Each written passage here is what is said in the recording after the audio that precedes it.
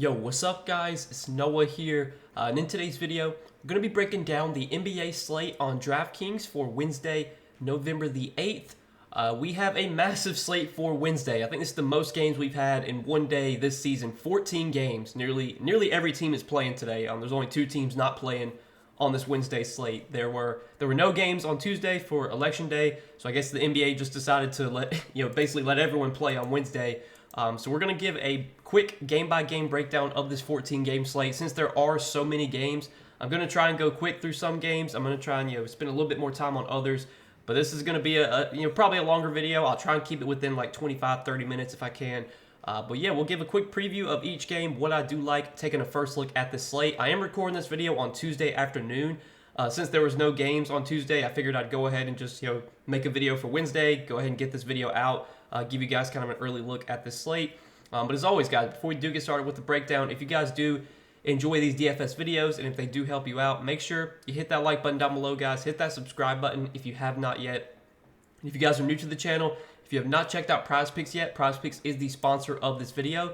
You guys can check out PrizePicks linked down below in the description, or just when you sign up for PrizePicks, make sure to use promo code NOAH. You will get your first deposit matched up to $100 when you do sign up for PrizePicks with my promo code. And for those of you that don't know what PrizePicks is, they are a player prop site. Very simple, very easy to use. You're just picking more or less on player projections. It is that simple. PrizePicks does already have a lot of projections posted for Wednesday's games. You can see all that's on the board right now. There will be even more props available. If you take a look at the board again on Wednesday, you can find a ton of props. Pick whichever props you like. If you think a projection is too high or too low, you take more or less. It is that simple. You can make you have to make at least 2 picks, but you can make up to 6 picks on PrizePicks, and you can win up to 25x your money. You can also mix and match sports on PrizePicks, so you can do like a couple NBA picks mixed in with a couple NFL picks, mixed in with a couple college football picks, or whatever sports you like. PrizePicks probably offers them. So if you guys don't have an account on PrizePicks yet, use that promo code NOAH when you sign up and get your first deposit matched up to $100. And as always, I will be sharing some plays I like for PrizePicks today. I'll probably make a video later tonight on Tuesday night, so I'll give you guys some early picks that I like for Wednesday's slate. Be sure to look out for that video. It'll get posted likely later on Tuesday night. But let's talk through this massive slate for Wednesday. Go game by game. Again, we're going to spend some time. We'll go through some games really quickly, and then some games we'll spend a little bit more time on. First game of the night, though, is the Jazz and the Pacers. I think this is a game we do want to get some exposure to. These are two teams that do play relatively fast, especially the Pacers, two teams that aren't that great defensively. On the Utah side, there's a couple plays I think that stand out on Utah. I do like Jordan Clarkson's price tag of $6,200. Clarkson, I think, is a little bit underpriced here, especially for a really good matchup against a fast-paced Jazz team. I know Clarkson's game log is not the best this season. He's had like 3 good games and he's had like 4 bad games. Some of these games, though, were blowouts. Like this game against Chicago, they lost by 17. This game against Minnesota, they lost by almost 30. A lot of these games where Clarkson has disappointed has been due to either like foul trouble or blowouts, mostly blowouts. So this is a game against the Pacers that should be competitive. We should see Clarkson play 34, 35 minutes. I think at 6,200, he's in play for me. And the only other guy that I think I have interest in on Utah is Walker Kessler. Walker Kessler's minutes this season have not been that great, but when he has gotten minutes, we've seen him produce. He played 29 minutes against Denver, had 40 DraftKings points. He played 31 minutes against Chicago, had 43 DraftKings points. This is a good matchup against the Pacers. I know the Pacers have been vulnerable defensively against centers. If we get 30 minutes from Walker Kessler, he can easily outperform a $5,700 salary. So as a tournament play, I do have some interest in Walker Kessler. But that's pretty much it for Utah. Don't like anything else here. On the other side with Indiana, Tyrese Halliburton at $9,800. Little pricey, but good matchup, fast-paced game. I mean, this is definitely a spot where Halliburton could post a big ceiling game. He would have had a much better game last game against San Antonio, but it was a massive blowout. He only played 27 minutes, still put up 42 DraftKings points in just 27 minutes. Halliburton has been really good this season for fantasy. No surprise. He's going to have a great role. He runs this offense. At $9,800, he's fine for tournaments. Miles Turner at $7K, I think, is in play at that price tag. Good matchup here against Utah. Utah is a team that has been vulnerable to centers the last few seasons. Turner's, good permanent producer, probably plays 32, 33 minutes if this game's competitive and if he's not in foul trouble. So I do like Miles Turner a little bit, and that's really it for Indiana. I think nothing else stands out here. So let's move on to the next game, Washington and Charlotte.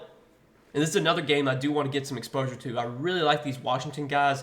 Washington this season, they have been, they've gotten blown out a lot. And if you look at like Kyle Kuzma, for example, if you look at his game log, a lot of the games where he is disappointed this season has been due to blowout. He just hasn't played full minutes. I mean, they lost to Indiana by 23, close game against Memphis, but they lost to Boston by 19, close game against Atlanta. Well, that game wasn't really close, but then the bench guys wound up making it somewhat close. But blowout here against Philadelphia. This game was somewhat competitive. I think this is a spot where we actually see Washington keep the game close. And when Washington does keep games close, Kuzma, Jordan Poole, these guys are going to play like 34, 35 minutes. So it's 7,500. I really like Kyle Kuzma today. I really like Jordan Poole as well. I know Jordan Poole this season has been a little bit underwhelming, but this is a spot where I think Jordan Poole can really pop off. Good matchup, fast-paced game, facing a bad defensive team. I mean, you look at Poole's matchups this year. He's not had a ton of good matchups. Philadelphia, Miami, Boston. He did have a good matchup against Indiana, but that was a blowout. Had a good matchup against Atlanta, but only played 20 minutes. So, this definitely feels like a get-right spot for Jordan Poole. I do like him quite a bit at 7,400. And then, Denny Avia, Tyus Jones, I don't mind either at their price tags. I think they're in play. Daniel Gafford I like a lot. Good matchup here against Charlotte. We've seen Charlotte be really vulnerable to centers in the past. They've been a good matchup for centers this season. Gafford's a really good point-per-minute player. He's going to get probably 30 minutes if this game's competitive and if he's not in foul trouble. So, yeah, these Wizards guys I like a lot, especially the top four here. Kuzma, Poole, Avia, Tyus Jones, Gafford. I mean, honestly, the starters I like. I'd say Avia is probably my least favorite of the starters, but I do like Kuzma and Poole a lot, and I do like Jones and Gafford a lot. I definitely want some exposure to this Washington team. Now, on the other side with Charlotte, some big news with Charlotte. No Terry Rozier for this game. We saw LaMelo Ball really pop off last game without Rozier. 39 minutes, 71 Draftkings points, had a triple-double. That was the first game that we have really seen LaMelo get big minutes. You look at this season, he's kind of been limited to 31, 32, 33 minutes. Well, the limit was pretty much gone last game. He played 39 minutes. I'm assuming that given he played 39 minutes last game, we're going to get 34, 35, 36 minutes from LaMelo here. Seems like he's no longer on a quote-unquote minutes limit. So if we're getting LaMelo Ball full minutes, 8,900 in a great matchup against Washington without Terry Rozier, man, hard not to like LaMelo Ball here. I think he's one of the best plays on the slate, just kind of at first look. Made him the cover boy for today. Definitely like LaMelo today. And I don't mind some of these other guys from Charlotte, Gordon Hayward, PJ Washington. I think they're more of tournament plays, but they're still viable. Mark Williams is viable. We did see Brandon Miller start in place of Terry Rozier last game. Brandon Miller was not very productive, but he did play 36 minutes, which was good to see. I'm fine going back to Brandon Miller here. I think at 5,800, he's still in play, even though he didn't have the greatest game last game. The minutes were really good for him. But definitely by a mile, my favorite play on this Charlotte team is LaMelo. I think LaMelo at 8,900 is way too cheap here.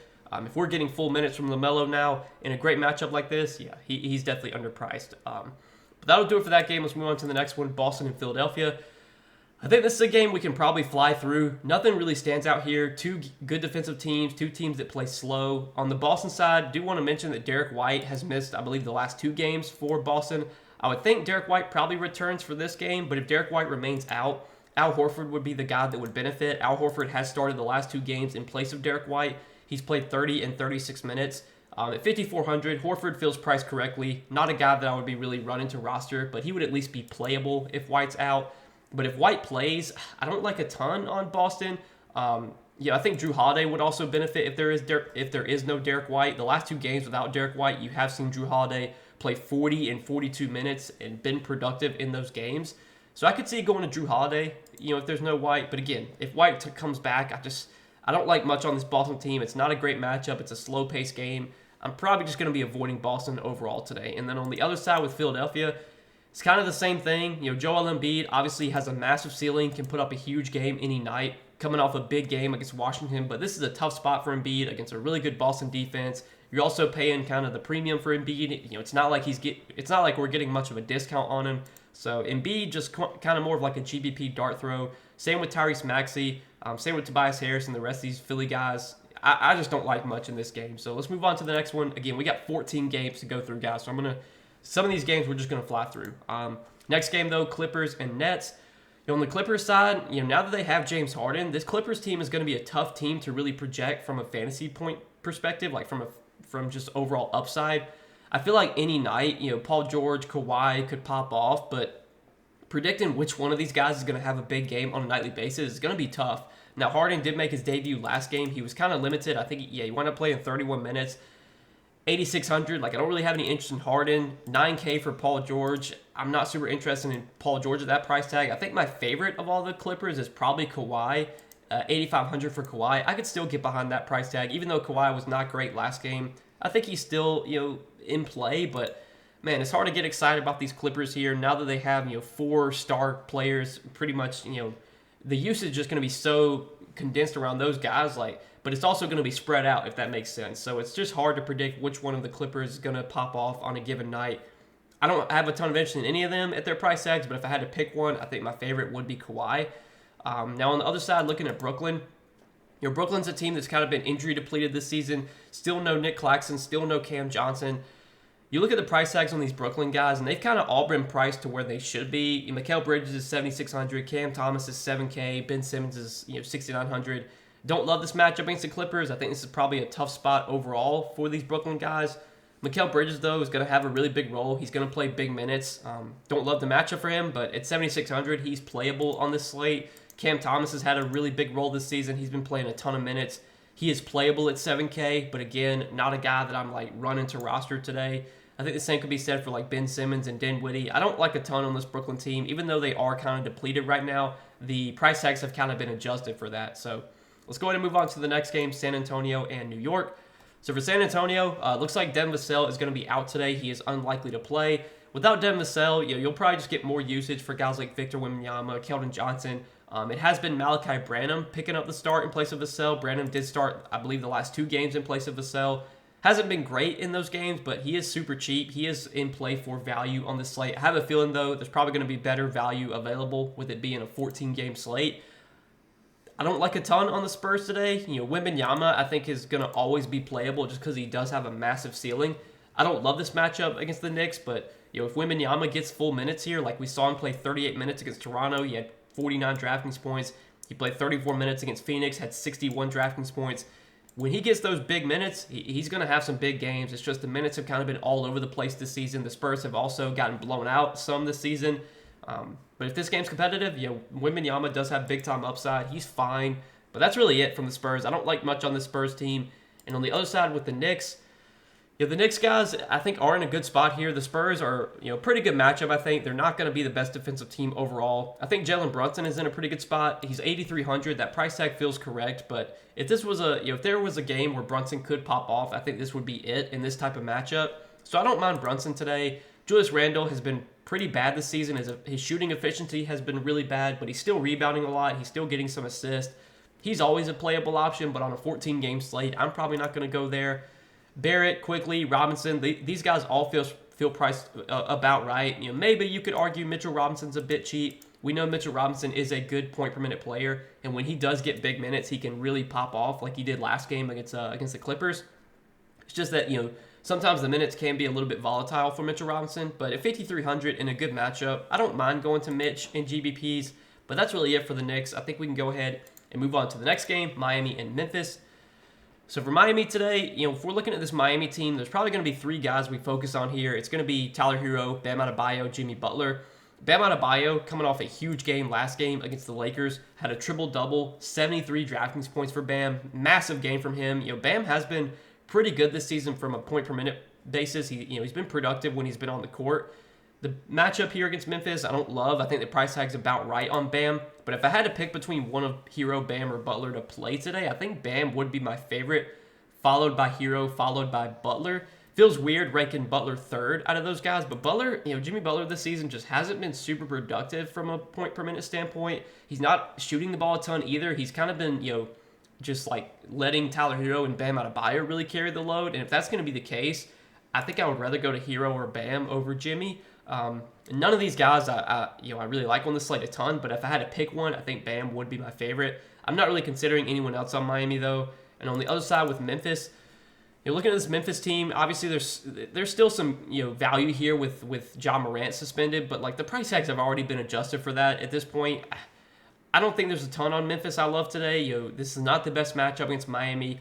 Bane is 8,700. He's going to have a massive role without Ja Morant, but the price tag is caught up to where it should be. I think at 8,700, you're paying the premium for Bane right now. He's had some good games lately, but that could also be due to the fact that he's faced Portland. Obviously two good spots. Don't know if this is the best spot for Bane. Don't know if it's the best spot for Triple J either. At 8,400, he feels priced about right. Marcus Smart, you're paying the premium for him. Last game, you did see Bismack Biyombo start at center because Xavier Tillman was a late scratch.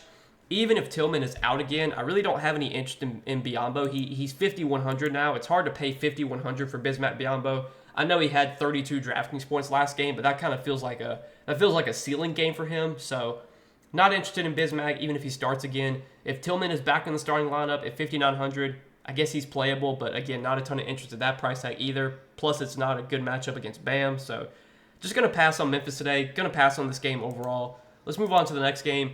Phoenix and Chicago. So for Phoenix, they're still dealing with some injuries. It looks like Devin Booker not going to be ready to play yet. Bradley Beal, don't have an update on his status. He's listed as questionable. I think Booker is unlikely to play, or he's already been ruled out. So no Booker. Beal is questionable.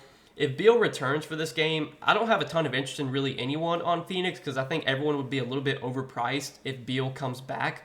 But if Beal remains out, plus being no Booker too, I mean, obviously we know Kevin Durant is going to have a huge role without without Booker and potentially without Beal as well. Matchup here against Chicago, I think is fine. At 10-6, we know the massive ceiling Kevin Durant has. It's just, this is a 14-game slate. You pretty much have every guy on the slate. You have, Jokic, Steph, Luka, all those guys are on this slate. So where does KD rank in terms of those guys? I still would probably put him behind someone like Jokic, but at 10-6, I think Kevin Durant would be a solid pay-up option if, Beal does remain out. Same could be said for like Nurkic and the rest of these guys. I mean, even these other guys like Eric Gordon, Grayson Allen, I'm not really going to play these guys on a 14-game slate where they're priced at, even if Beal remains out. So for me, I think when it comes to this Phoenix team, I'm looking to Kevin Durant if Beal's out. If Beal plays, I'm probably just going to fade this team, honestly. There's just not much stands out. So talking about the other side of this game now with Chicago. These Chicago guys, they still feel a little bit too cheap. 7,500 for Levine, 7,400 for Vooch, 7,300 for DeRozan. I think it's a pretty good spot against Phoenix. Like Phoenix defensively this year, I think is kind of vulnerable. Maybe for like someone like Vooch going up against Nurkic, like I think it's a fine spot for Vooch at 7,400. Levine has kind of been all over the place this season. He's had some huge games and he's had some disappointing games. At 7,500, Levine's fine. DeRozan at 7,300 is playable too. I'm fine mixing in these Chicago guys. Like, I definitely would not be playing multiple, I would not be playing like 2 or 3 of these guys in the same lineup on a 14-game slate. But if you want to pick one of these 3 Chicago guys to play, I think that's fine. Nothing else, though, on Chicago I'm really interested in. So let's move on to the next game, Cleveland and OKC. So for Cleveland today, pretty much fully healthy. Isaac Okoro was out last game. We'll see if he comes back for this one. I don't think that really matters too much regardless. You look at this Cleveland team, I mean, the price tags for Cleveland have kind of been adjusted to where they should be. Mitchell's almost 10K, Mobley's almost 8K, Garland's over 7K. Garland is 7,200. I kind of like, we've seen Garland's minutes be pretty solid since he's come back from his injury. He's been playing about 30, 32 minutes. I'd assume we probably get like 33, 34 minutes from Garland today. Fast pace, in a good matchup against a fast-paced OKC team. I don't mind Garland in GBPs. Don't mind Jared Allen at 6,200. Like, I think Jared Allen's in play here. Good matchup. OKC, defensively has been a team we can pick on with centers. We'll see if that remains the case. Now that they have Chet Holmgren, it's a little bit of a different matchup. But, Chet is kind of a skinnier guy. I feel like he can kind of get abused by some of these bigger centers. For example, someone like Jared Allen. The only issue I have with Jared Allen is, since he's come back from injury, he's not been playing like massive minutes, 21, 28 minutes. If you told me we were going to get like 34 minutes from Jared Allen today, I would like him at 6,200, but I just don't know if that's going to be the case. So it's hard to feel super confident in anyone on Cleveland, but if we get full minutes from Darius Garland, I don't mind him at his price tag. If we get full minutes from Jared Allen, I don't mind him at his price tag. But Mitchell, Mobley, LeVert, I don't really want to play those guys on a 14-game slate where they're priced at. So let's move on to the other side of this game now with OKC. And looking at the Thunder here, I don't like a ton on the Thunder either. These OKC guys got priced up for when SJ was out. So they now, Lou Dort, Jalen Williams, Chet, Giddey, all feel overpriced now that SJ is back. SGA himself at 10,400, I could see getting to. This has been a pretty good matchup. I think Cleveland's actually been pretty bad defensively against guards this season. SGA did have a really big game against Cleveland earlier this year. 65 DraftKings points, played 36 minutes. First game back from injury, played 37 minutes. So clearly SGA is fully healthy right now. I don't mind him at 10-4, but I still think he probably ranks behind some guys in terms of top pay-up options. This is a game overall I don't have a ton of interest in, I don't think. So let's move on to the next game, Pelicans and Timberwolves. So for the Pelicans, no CJ McCollum. That's obviously going to benefit Zion, Brandon Ingram, J-Val. These guys all got priced up a little bit, but I think of the three, I still think Zion's probably my favorite. I just think Zion has the biggest ceiling out of those three guys, and we did see a big game from Zion last game without CJ McCollum. Played 37 minutes, had 51 DraftKings points. That was finally, a ceiling game from Zion. Zion, he kind of was showing like a low floor, but finally popped off for 51 DK points last game. Finally got up to big minutes, 37 minutes. At 8,800, I still think Zion is in play today if you want to go there. And then I do want to mention Jordan Hawkins at 4,700 as a value play. He did start last game in place of CJ McCollum and was really good. Played 38 minutes, had 49 DraftKings points. Clearly, that is like the top of his ceiling, 49 DK points. You don't expect that type of performance from Jordan Hawkins, but he played 38 minutes. If he's going to get those type of minutes again, hard not to like him at just 4,700. So I definitely think Jordan Hawkins is in play for value here. Dyson Daniels, I think I'm pretty sure he came off the bench, but he still played 21 minutes. He's fine, but I do like Hawkins a lot at his price tag of 4,700. So yeah, that'll probably do it for the Pelicans. Definitely two favorite plays on the Pelicans are Zion and Hawkins. On the other side of the game, though, with Minnesota, Minnesota, with where these guys are priced at, I definitely think you could go to someone like Anthony Edwards at 8,800. Anthony Edwards clearly has just been on another level this season. He's had some down games, but did have a big game against Boston, had a big game against Utah, had a big game against Atlanta. This feels like a spot against the Pelicans where we could definitely see another big game from Anthony Edwards. I don't mind going to him in GBPs at 8,800. Cat, though, at 8,100, feels priced where he should be. Rudy Gobert at 6,600 feels priced about right. Conley is cheap, but Mike Conley just doesn't have much of a ceiling at this point in his career. Naz Reid is a good point per minute player, but his minutes are going to top out at like 25. He's not going to really play more than that, so hard to consider him a great value on a big slate like this. I think for me, on the Timberwolves, it's really Ant, and that's probably it. Let's move on to the next game, Detroit and Milwaukee. So for Detroit today, do have some injuries to monitor here. Detroit kind of has been shorthanded lately. Jaden Ivey was out last game. Alec Burks was out last game. So was Duren. So was Joe Harris. I think first off, Duren, if he remains out, the biggest beneficiary is definitely going to be Marvin Bagley. Now, Marvin Bagley started last game in place of Duren. It was not great. Played 24 minutes, had 13 DraftKings points. But he did start earlier this season for Duren against Portland and played 33 minutes, had 23 DraftKings points. Look, Marvin Bagley is a good point per minute player, and if he starts again, I would think he plays like 25, 30 minutes, and at 4,300, he's going to project out as a pretty good value, so I definitely would like Marvin Bagley if he starts again. I think if Duren is out again, that does help Isaiah Stewart a little bit as well. Kay Cunningham and Azur Thompson both feel priced about where they should be, but specifically Azur Thompson has shown a big ceiling this year. He's been great from a fantasy perspective, rebounding a ton, getting defensive stats. Like, he's just been doing everything when he's been on the floor. Minutes have been through the roof. I could still see going to him at 6,900 even on a big slate like this. But overall, I think for me, when it comes to this Detroit team, we're just going to have to wait and see if Jalen Duren plays. If Duren plays, I'm not super interested in anyone on Detroit. But if Duren remains out, I definitely would like Marvin Bagley a lot at 4,300. But that's pretty much it for the Pistons. Obviously, a lot of blowout risk here going up against a good Milwaukee team. Now, on the other side with Milwaukee, this is a spot where I think Milwaukee should be able to dominate, put up a lot of points. Giannis this season, we've not seen much of a ceiling until last game. We finally saw a big ceiling game from Giannis last game against Brooklyn. Played 35 minutes, had 62 DraftKings points. I could see this being another ceiling game for Giannis. The only thing I worry about is can the Pistons keep this game close? But if the Pistons keep this game close and Giannis gets 35, 36 minutes, I mean, he could absolutely crush. And 10,500 is not super expensive for Giannis, so I do like Giannis today. I think he's my favorite play on Milwaukee. Other than Giannis, I'm pretty much out on everyone else on the Bucks. Maybe you could go to Dame, but I think Dame's priced where he should be. So that'll do it for that game. Let's move on to the next one, Lakers and Rockets. So for the Lakers, we got some injury news to monitor with Anthony Davis' status.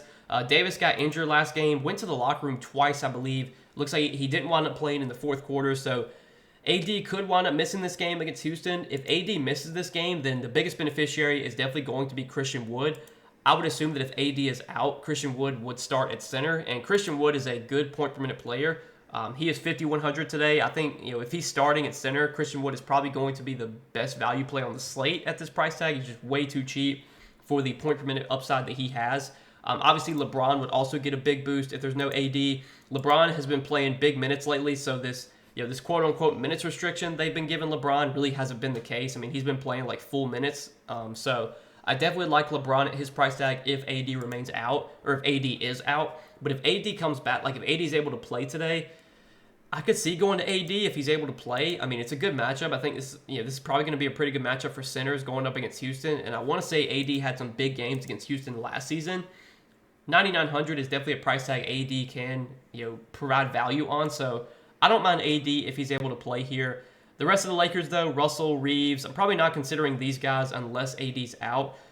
Do want to mention that the Lakers have been without Rui Hachimura and Jared Vanderbilt lately. I think that's why you've been seeing so many minutes for Christian Wood. Christian Wood probably would still play like 25 to 28 minutes if AD's in. But I think if AD is out, then you would see probably 31, 32, 33, 34 minutes for Christian Wood. And at that point, that's when he would project really well. So we'll have to wait and see on AD status. Right now, don't like a ton on the Lakers, but I think that will change if AD winds up sitting. On the other side with the Rockets, I mean, the Rockets, where these guys are priced at, like Şengün and Van Vliet, I think are fine plays. Şengün, obviously this is a scary spot going up against AD, assuming that AD plays. Now, if AD gets ruled out, I think this is a really good matchup for Şengün going up against Christian Wood. Christian Wood is a horrible defender, so if AD's out, I love the spot for Şengün. If AD plays, I think Şengün is still fine. There's just obviously some foul trouble risk going up against AD, but Şengün is a really good point per minute player. If he can avoid foul trouble, you would think he plays 33, 34 minutes here. He would be my favorite play on the Rockets. Van Vliet is fine at 7,700. Don't mind going there either. He's kind of been a boom-bust player this season, but I feel like this is definitely a matchup you could kind of get a ceiling game from Van Vliet.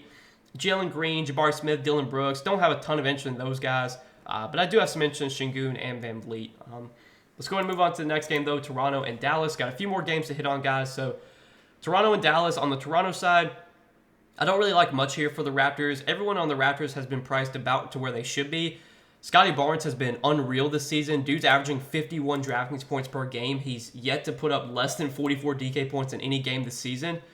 Feel like there's maybe some regression coming for Scotty Barnes, but I mean, he's just been doing it every night, stuffing the stat sheet, rebounding a ton, getting assists, getting defensive stats. He's been doing everything. His scoring has been way up this year as well, so I wish he was a little bit cheaper. I'm a big Scotty Barnes fan, but it's hard to pay almost $9K for Scotty Barnes on a 14-game slate. I'll probably just pass on him.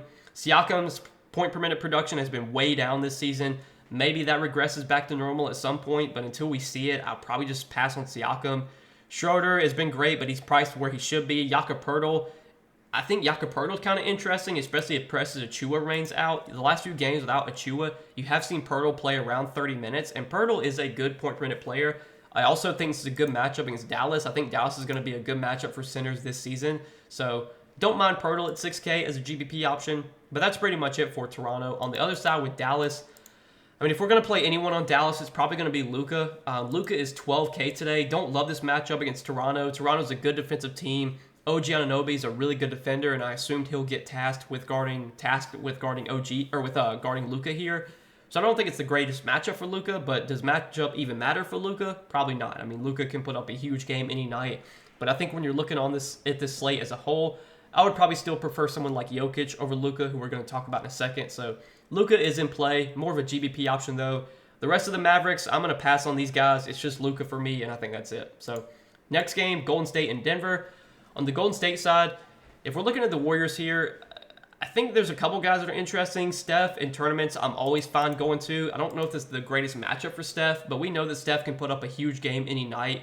And in this big-time game against Denver, you would think they're going to play Steph big minutes here as long as the game is competitive. This is a game that the Warriors probably want to win. So Steph is in play for tournaments as always. And I do want to talk about Kevon Looney just because I think this could be a spot where you see Kevon Looney's minutes get upped a little bit. Going up against Jokic, you would think they're going to want some size out there against Jokic. And Looney, when he does get good minutes, he can really produce. I mean, he's a really good rebounder. He can do a little bit of everything when he's on the floor. Obviously, it's a massive slate, 14 games, but I think Looney would be playable for me, especially if I was playing like a lot of lineups. I do have some interest in him, but that's really it for the Warriors, I think. Nothing else stands out here. Now, on the other side with Denver, we definitely got to talk about some Denver guys because, no Jamal Murray right now for Denver opens up a lot of usage. Obviously, Nikola Jokic is going to have a massive role. Last game without Jamal Murray, triple-double for Jokic, 79 DraftKings points. I think Jokic is the best pay-up option on the slate, and it's probably not even close. Like, he's just been so good this season, and without Jamal Murray, you would expect an even bigger role for Jokic. So, love Jokic today. And then the rest of the Nuggets, I don't mind Aaron Gordon or Michael Porter Jr. I know their prices came up, but they're going to have much bigger roles. Last game, you saw 41 DraftKings points from Aaron Gordon, 15 points, 12 rebounds, 6 assists. He really was able to stuff the stat sheet all around. Michael Porter Jr. was also pretty good. 38 DraftKings points from him, played 29 minutes. I don't mind going to these guys where they're priced at. Reggie Jackson was disappointing last game, played 24 minutes, only had 14 DraftKings points. I think with him being 5,600, I'm probably going to pass on Reggie Jackson. But I do like Jokic a lot, and I think Aaron Gordon and Michael Porter Jr. are both in play as well. Let's move on to the next game, though. I think we still got one more game, guys. We'll knock out this game, and then we'll wrap up this video. So, Portland, Sacramento. We'll start off on the Portland side. Just need to monitor the news for Scoot Henderson. We don't have an update yet on Scoot's status. He did not play in their most recent game. I think that was Monday against the Pistons, or maybe Tuesday. I can't remember. But most recent game, Scoot was out. Obviously, if Scoot remains out, you're going to see a bigger role for Malcolm Brogdon, bigger role for Shaedon Sharpe. But DraftKings has adjusted these guys' price tags. Brogdon's up to 8,200. Sharpe is 7,600. Brogdon has been amazing the last 2 games as a starter. 44 minutes, 39 minutes, 54, 47 DraftKings points. I mean, Brogdon has just been incredible since he's been with the Blazers from a point-per-minute standpoint. And you would assume he continues to play huge minutes as long as as long as Scoot remains out. The only issue I have with Brogdon is that he's 8,200 now. But, man, the guy's just been so good as a starter. The minutes have been through the roof. I still think he'd be playable if Scoot remains out. And I think Shaedon Sharpe would be playable as well. He's been playing a ton of minutes. Hasn't been as productive as Brogdon, but, I mean, you're literally getting 40-plus minutes a night from Shaedon Sharpe right now. The guy has such a high floor because he's playing so many minutes. And if he can knock down some shots, I mean, there is kind of a ceiling there. So, don't mind Sharpe either, but I'm only considering those guys if Scoot sits. If Scoot comes back, I'm probably just going to full fade this Blazers team. There's really nothing that stands out if Scoot is back in the lineup. Now, on the other side, looking at Sacramento, we got to keep an eye on the status of De'Aaron Fox. He did not play in their most recent game Monday against the Rockets. We'll see if he plays here on this game. If De'Aaron Fox comes back, I don't have a ton of interest in anyone on the Sacramento side except for De'Aaron Fox. I think 8,500 for De'Aaron Fox in this matchup against Portland would be pretty good. Like, I would like De'Aaron Fox quite a bit today, assuming he's full go, no limitations, anything like that. So Fox will be my favorite play on the Kings if he's in. If Fox is out again, though, I think we can definitely look to Domantas Sabonis as a pay-up option. Sabonis has been a little bit underwhelming the last two games without Fox, but clearly there would be a really big role for Sabonis if Fox remains out. I think he would be in play at 10K. All these other guys like Murray, Monk, Barnes, Herter, they would all get a little bit of a boost as well, but their price tags have all kind of been adjusted for that, so there wouldn't be a ton that would stand out from Sacramento outside of Sabonis if Fox is out. And then if Fox plays, I do like Fox at his price tag. But that's really it for the Kings, guys. And that's it for this 14-game slate for Wednesday. We recorded for, 33 minutes. So a little bit longer than I would like to go. But hopefully this video helped you guys. Hopefully we were able to provide a lot of information, give you guys an early preview of this 14-game slate for Wednesday. Appreciate you guys watching the video, though, as always. Hit that like button if you enjoyed. Hit that subscribe button if you have not yet. And again, guys, be sure to go check out PrizePicks, sponsor of the video. You guys can sign up for PrizePicks, linked down below in the description, or just when you sign up, make sure to use promo code NOAH. You will get your first deposit match up to $100 when you do sign up for PrizePicks with my promo code. And as always, I will be sharing some plays I like for PrizePicks today. I'll be making a separate video later tonight, giving out some props I like for this Wednesday slate. Check that video out if you are interested and if you're going to be playing on PrizePicks today. But good luck tonight. As always, guys, appreciate you watching the videos. We will see you in the next one.